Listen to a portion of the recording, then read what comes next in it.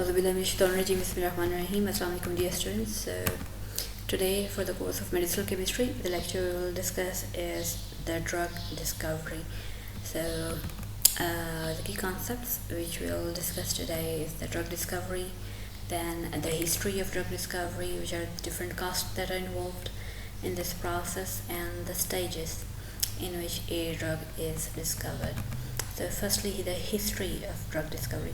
But before going towards the history, let's again just summarize a few concepts. What about a drug? So drug is anything that can affect a biological system, right?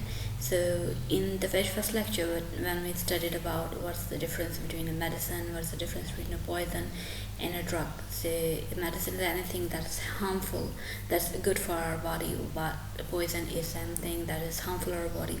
The drug is anything that can cause a change, that can affect our biological system, right? So the effect on biological system can be positive, it can be negative. So the drug which we are referring to, if that causing a positive effect, then that drug will be called as a medicine, and if the drug is causing some harmful effect, then that drug will be considered as poison. And further, we saw that it's the use of the thing that makes it a medicine or poison. So sometimes that if you take medicine in excess, that becomes poison because that becomes harmful for the body. And some poisons, if they are taken in a very controlled amount, that can be used for curing some incurable disease, right? So instead of using the word of medicine, or instead of using the word of poison in medicinal chemistry, we just use the word of drug, right? So we'll see about the history of drug discovery, how the drugs were discovered through the history and how they were developed. So this history of the drug discovery and development dates back to the earliest days of the human civilization, right? So in the earliest days of human civilization, the drugs were not just used for the physical remedies, but they were also used for religious and spiritual healings as well, right? So they were not just used for curing some pain or curing some disease, but they were also associated with some spiritual religious healings. And instead of the physicians which we have here today, it was the religious leaders which were the administrators of drugs, right? So this medicinal chemistry was not like chemistry, it was just like a religious thing, and it was the religious leaders who were responsible for the administration of drugs. And the early drugs, or which were called the folk medicine, they were mainly derived either from the plant products, or from the animal material, or from minerals. They were not synthesized, right? So the earliest times when these religious leaders were the administrator of drugs, the drugs were either derived from the plants, or they were derived from some animal material, or they were derived from minerals, and those drugs were called the folk medicine, and they are still called the folk medicine still now. So these drugs were discovered through a combination of trial and error experimentation. Right, so whenever you got a material, you subject it to a human or animal reaction to see the reactions after ingesting such a product. So if the observation was that the human or animal felt good, so the drug was considered that one, or if that caused some negative effects, then the drug was considered to be as harmful. So these were discovered through combination of trial and error experimentation followed by observation, and they were directly used on humans and animals, right? So although these folk medicines, they probably originated independently in different regions, in different civilizations, but the medicines, the folk medicines that are used in different places of the world, they surprisingly have very much similarity. For example, if a herb that is used for treating a fever in Asian region, the same drug, this same folk medicine is also being used in Africa for the same drug, for the same disease, right? So these folk medicines were the only available medicines until recent times as well. So people believed on these folk medicines a lot before the start of this allopathic drug system, and still a large number of people still believe in these folk medicines till now as well. right? So the before initial times, in the initial times, the drug discovery and development was not something scientific. It was just trial and error, experimentation followed by observation. But in the late 18th century, it was in the late 18th century that the scientific techniques were started to be given some significant importance. And from late 18th century and then onwards, more and more drugs were discovered. They were tested and they were synthesized in large-scale manufacturing plants. Alright, so in previous times, either the drugs was normally herbs, so they were just grounded and given to the patient, or they were extracted. But in the late 18th century, so there was a very great change in trend in the drug discovery and development, that the drugs were discovered, they were tested, right, and then they were synthesized in the large manufacturing scale, right, instead of extracting the drug products from natural sources. The disadvantage of extraction of drug product from natural sources is that we get very small quantities of such drugs when we extract it from plants or some other sources. Also, this extraction process is very expensive, right? So instead of extraction in the late 19th century, the trends shifted towards synthesizing of these drugs.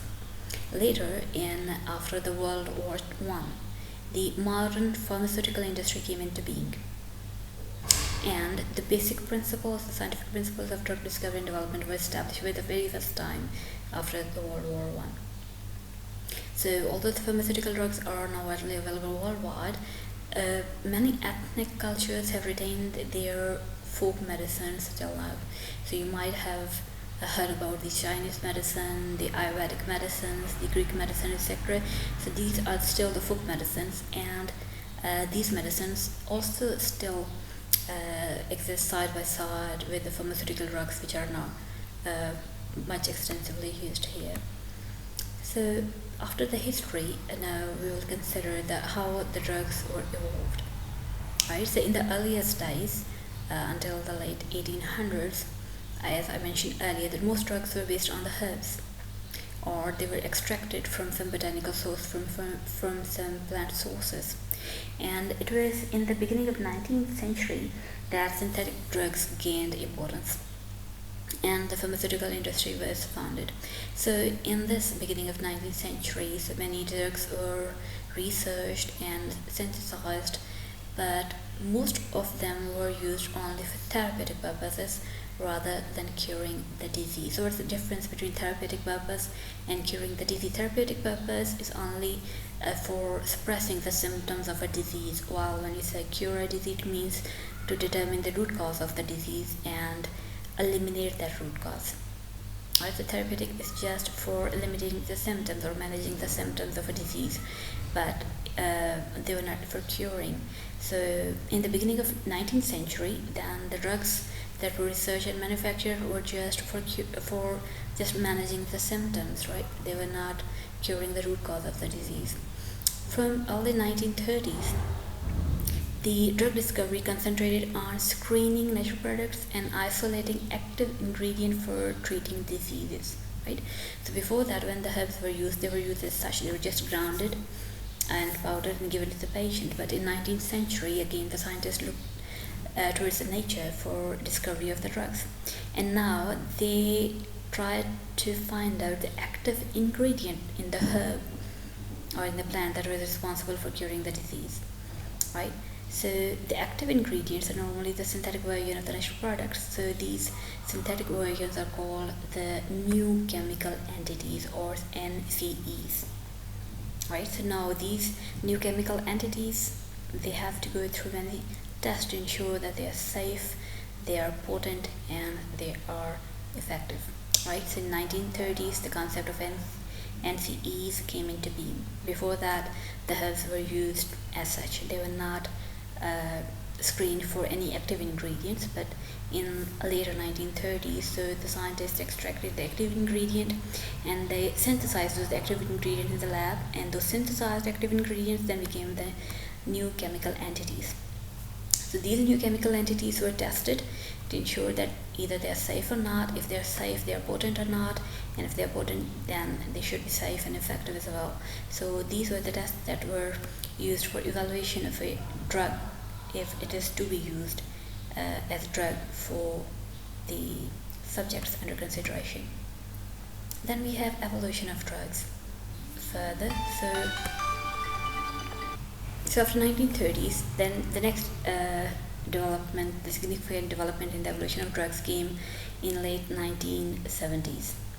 Right, in late 1970s, with the discovery of DNA and the development of recombinant DNA products, then this industry of biotechnology came into being. Right, so after 1970s, the next significant this development occurred in 1980s, and in 1980s what happened was the introduction of combinatorial chemistry. So this branch of chemistry, this combinatorial chemistry, has allowed the synthesis of large number of related compounds in a very short amount of time. So you can even synthesize tens of thousands of compounds in just a matter of 24 hours.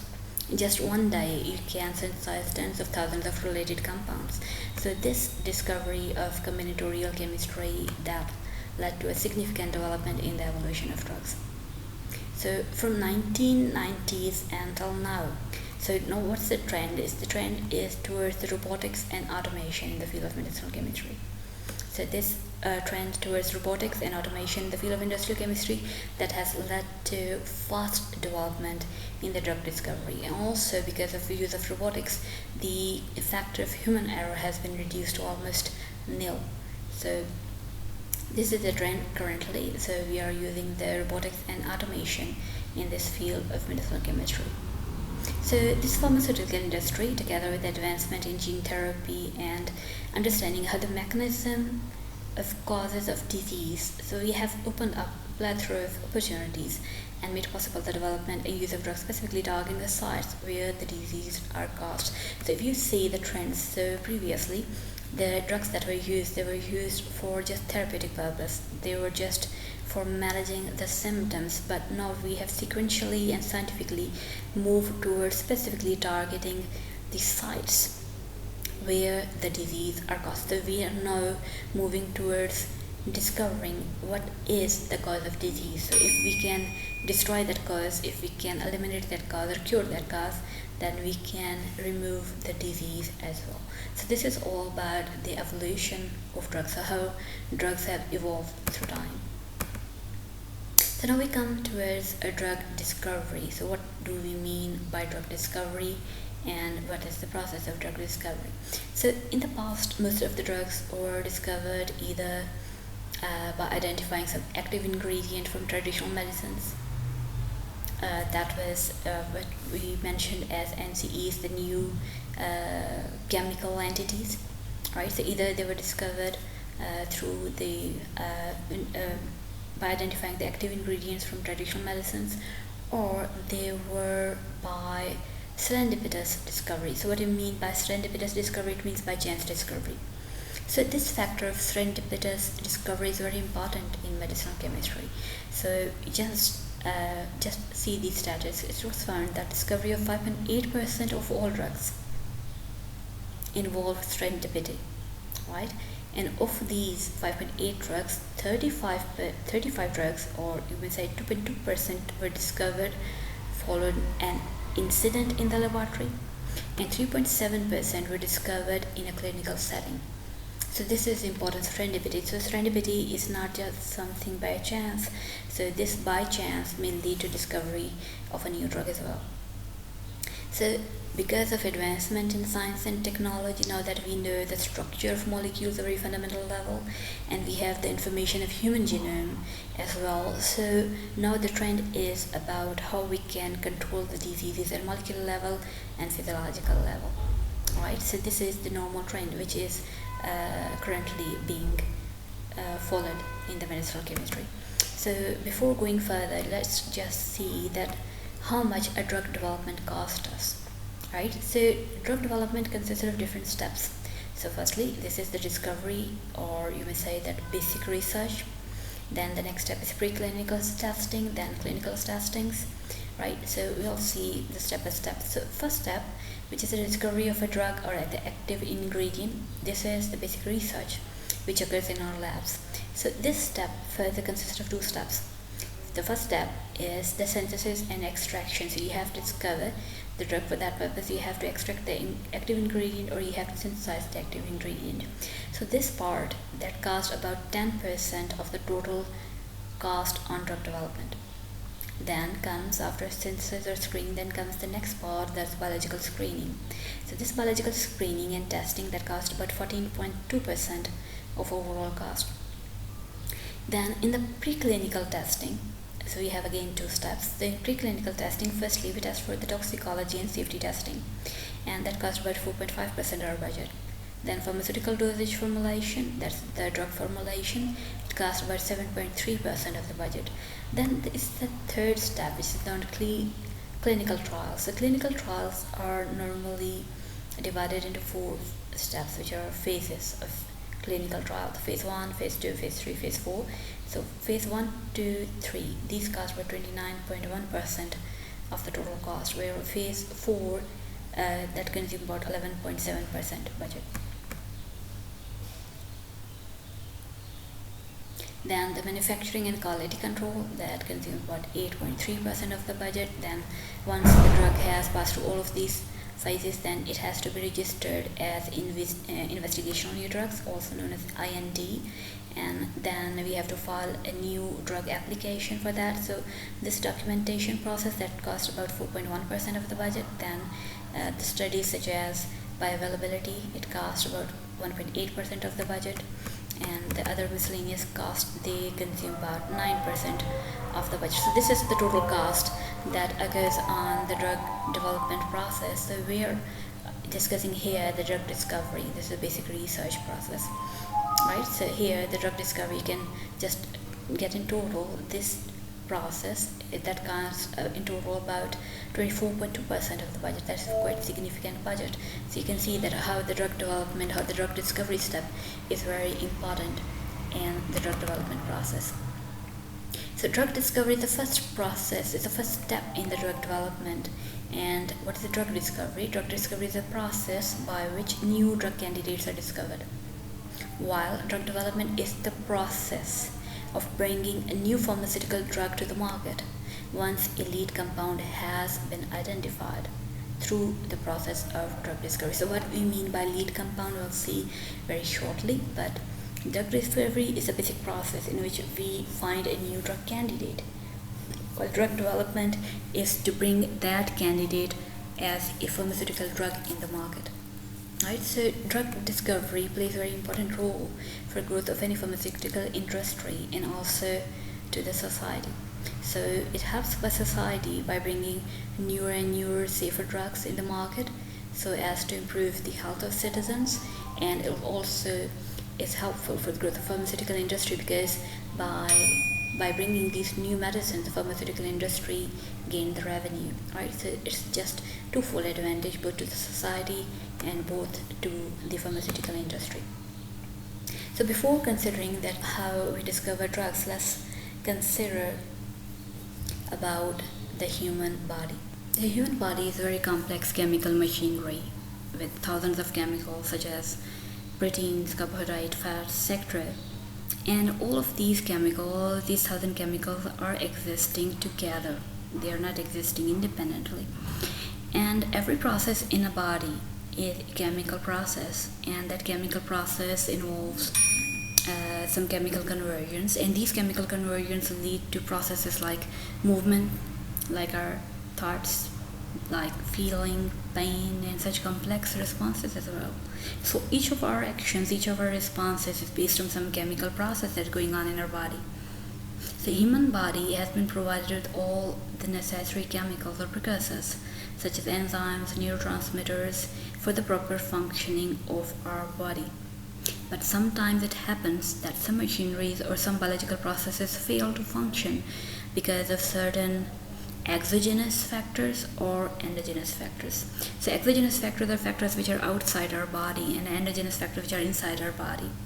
So because of these factors, what happens that our body fails to function in a certain way, that is, our body is supposed to work. So we have to give some external aid for the body to maintain the normal functioning. So this external aid we call the drug, or we call the medicine. And this is the medicine which we have to give to the human body for restoring the normal functioning of the body. So drugs are what? Drugs are nothing but chemical entities, and they may be synthetic or natural origin, but what they do is they only modulate the body function which have been impaired either due to some exogenous factor or some endogenous factor. What are exogenous factor? For example, some parasite invades our body, such as this corona case. So this virus is invading our body. So this coronavirus is an exogenous factor, right? So exogenous factors such as parasitic origin. So in that case, repairing become mandatory if body itself cannot repair the mechanism, or if the body's repair mechanism cannot match the rate of damage. Right, so normally what happens that whenever parasite invades our body's defense come into action and kills the parasite. But sometimes it happens that the parasitic invasion is so fast that body's own mechanism cannot effect at the same rate at which the damage is being caused. So we have to use medicines, or we have to use drugs. The second case is that when some endogenous factors such as internal factor become faulty, such as organ becomes malfunctioned, or there is some genetic disorder, or some precursor is being produced over or underly, right? Because of this disturbance in the balance result in some disorder. So in both of these situations, either that caused by exogenous factor or the endogenous factor, we have to make use of these medicines, right? So examples of disorder due to exogenous factors are neurological disorder like Parkinson's disease or Alzheimer's disease, and both of the diseases result in imbalancing of acetylcholine or dopamine. So this is example of endogenous factor. Right, the drug discovery can also be called as patient-oriented science, and it is meant for improving the quality of life by developing newer and safer agents which will be used as drugs. So before going further towards the discovery, how we can discover the drugs, let's consider the two things that are very important and that will be appearing again and again throughout the different lectures in the medicinal chemistry. So these two things are the combinatorial chemistry and high throughput screening. So what we mean by the combinatorial chemistry, so it's a technique for synthesizing and characterizing collections of compounds, right? So you have synthesized, also you have to characterize these compounds, and you have to screen them from various diseases, right? So this is twofold, Edwin. You have to synthesize and you have to screen the compounds against various diseases as well, right? So initially this combinatorial chemistry, when it was discovered, it was used for the synthesis of peptides and oligonucleotide libraries. Then after that, these many compounds discovered combinatorially have at least entered clinical trials, and that's the sum of proof that combinatorial chemistry is very, very important. So by means of combinatorial chemistry, you can synthesize a large number of compounds over a limited time, right? Since the compounds are of very large numbers, so there is definitely some percentage of the chemicals or percentage of the compounds that have been produced, they will have some biological importance. Then the next related term is high throughput screening.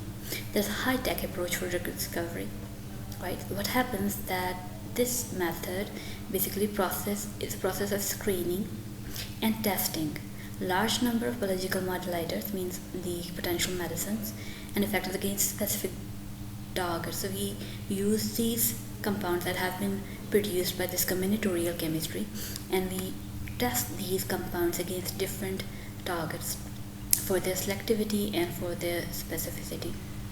Right? The principle and methods of HTS find the application with screening of combinatorial chemistry, genomics, protein, and peptide libraries.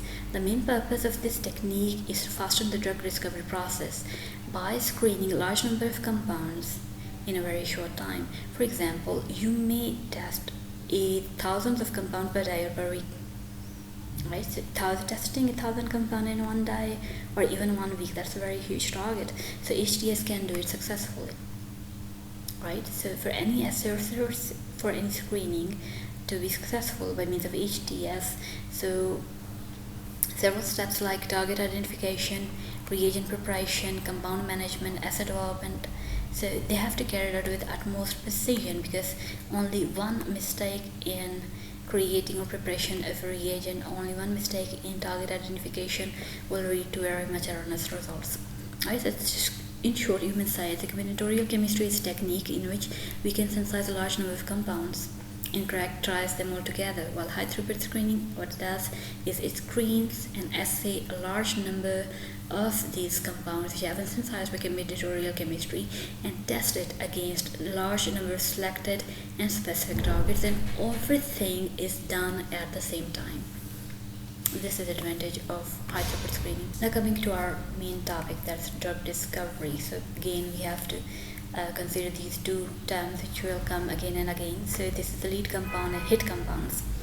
So when you say about the drug discovery, you should know about what do we mean by hit and what do we mean by lead compound. Hit compounds are the new compounds, we say they are new compounds that can be used for medicinal purpose. Right? It can be defined as any compound that exhibits desired biological activity during screening process and reproduces that activity upon retesting. Right? So if you are testing a drug for anti-inflammatory action and among a large number of new compounds, right? Important. This is a hit. It should be new compound. So among large number of new compounds, the compounds which show that anti-inflammatory activity, they will be called as hit. So it's necessary that hit exhibits some desired biological activity, and when you retest that again, it also reproduces the activity as well. So it should not be like that. If a compound is testing for anti-inflammatory activity, it shows positive sign, and when you retest that compound again for the anti-inflammatory activity, it doesn't show the activity. So a hit is defined as any chemical compound that exhibits the desired biological activity during screening process and again reproduces the activity upon retesting. Right, so hit can be optimized. Right, so when you optimize the hit by using medicinal chemistry to improve their physiochemically, to improve their pharmacological, toxicological, or pharmacokinetic properties, then that hit becomes a lead. Right? So hit is the new compound that shows a desired biological activity, and when you optimize that lead, when you optimize that hit for optimum performance, for having optical, physical, chemical, optical, optimum pharmacological, optimum toxicological and pharmacokinetic properties, then that hit becomes lead compound. So now the drug discovery process.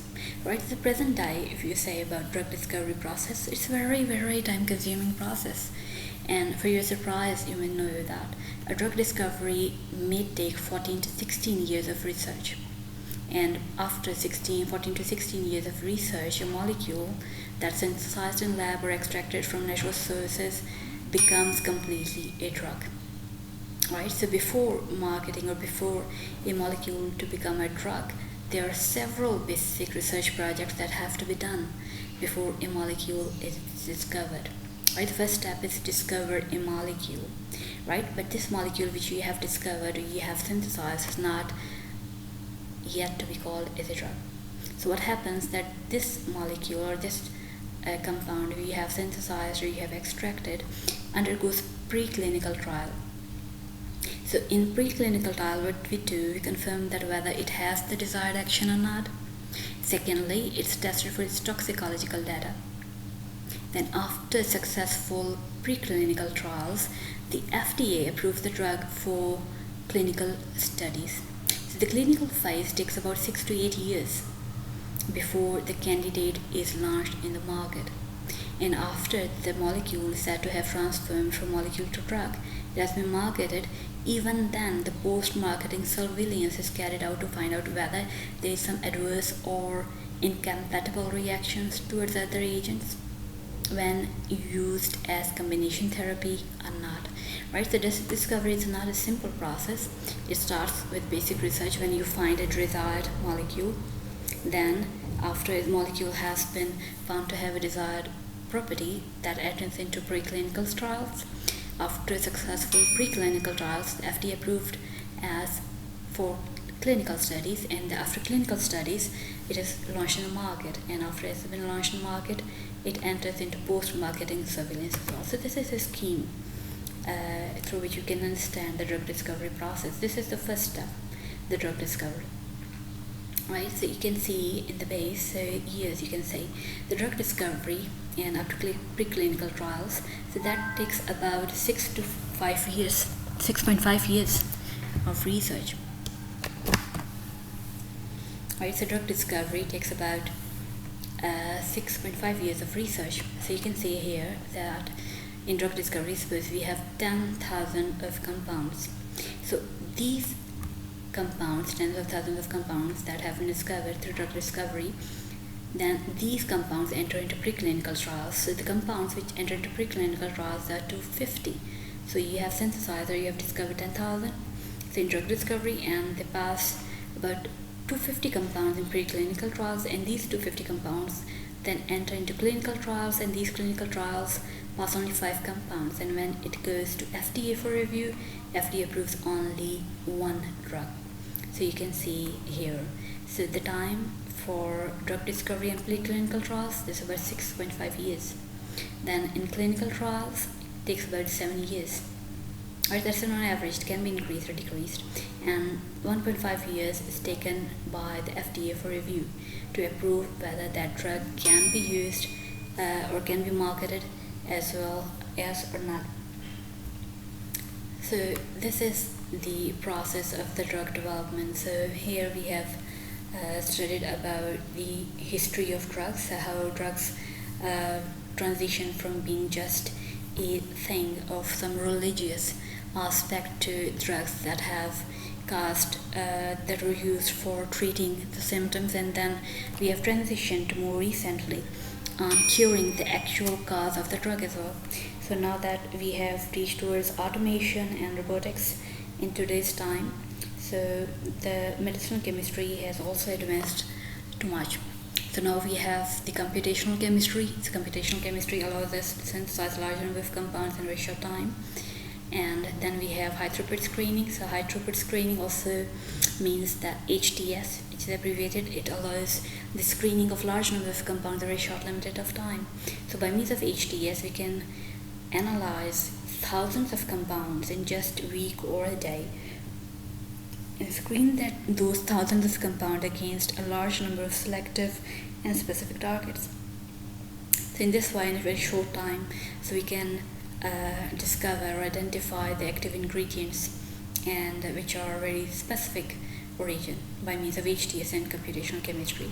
Then we saw about the lead compound and the hit compound. So hit compound is one of the new compounds that shows some biological activity, and the biological activity that's shown by the hit compound, right, that is optimized. The structure of that compound that shows the positive activity is optimized. So we change the structure and we change the conditions so that that compound is optimized for maximum suitable physicochemical, physicokinetics, and other properties which are suitable for it being a drug.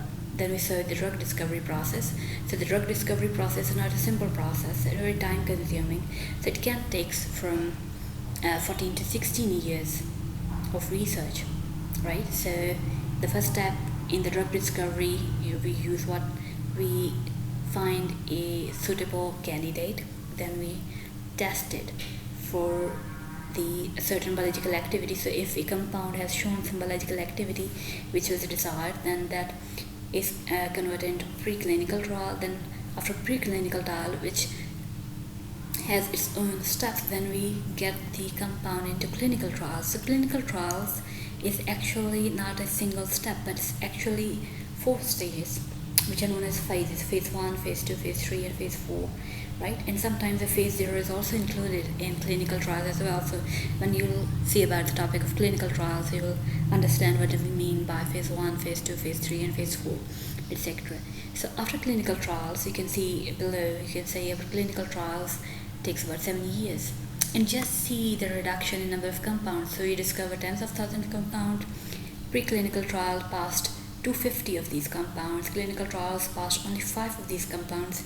And when it goes for review under FDA, then FDA approves only one compound as a drug, and that drug, after approval from the FDA, is further surveilled, is further analyzed for any adverse effects when used in combination therapies. So if at any time it has been observed that this drug, which was approved by FDA, has some adverse effects, this drug is withdrawn immediately from market.